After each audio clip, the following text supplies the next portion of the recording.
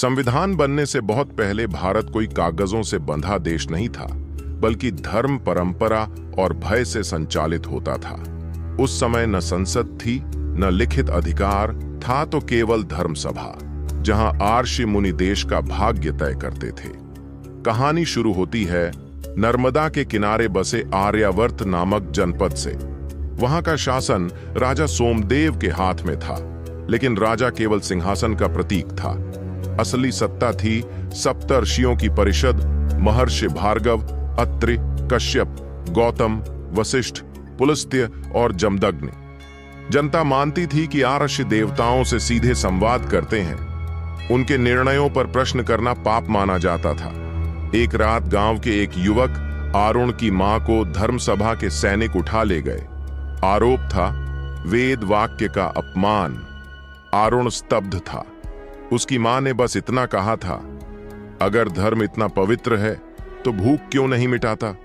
सुबह धर्म सभा लगी। विशाल वटवृक्ष के नीचे अग्नि जल रही थी। ऋषियों की आंखें शांत थीं, पर निर्णय कठोर। महर्षि भार्गव ने कहा, जो धर्म पर प्रश्न करे वह समाज की जड़ें हिला देता है। दंड घोषित हुआ, तपस्या द्वारा शुद्धिकरण। इसका अर्थ था 3 दिन भूखा रखकर ठंडे जल में खड़ा करना और मंत्रोच्चारण के बीच कोड़े लगाना। आरुण ने पहली बार देखा कि धर्म के नाम पर यातना भी पूजा बन सकती है। उसी रात एक वृद्ध साधु आरुण से मिलने आया। उसने फुसफुसाकर कहा, सच यह है कि ये आर्षि देववाणी नहीं, बल्कि भय से शासन करते हैं। ज्ञान को उन्होंने ताले में बंद कर रखा है।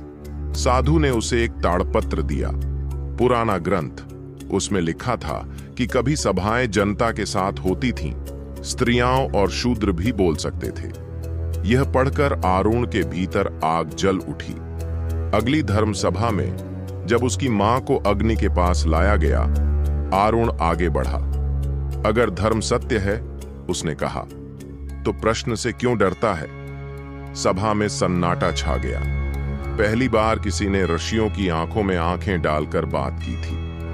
महर्षि वशिष्ठ का स्वर कांपा। शायद उन्हें भी एहसास हुआ कि धर्म जब केवल कुछ लोगों के हाथ में हो तो वह न्याय नहीं, सत्ता बन जाता है। परंतु परिवर्तन आसान नहीं था। आरुण को बंदी बना लिया गया। उसकी मां को छोड़ दिया गया, पर शर्त पर कि वह गांव छोड़ दे। कहानी यहीं समाप्त नहीं होती।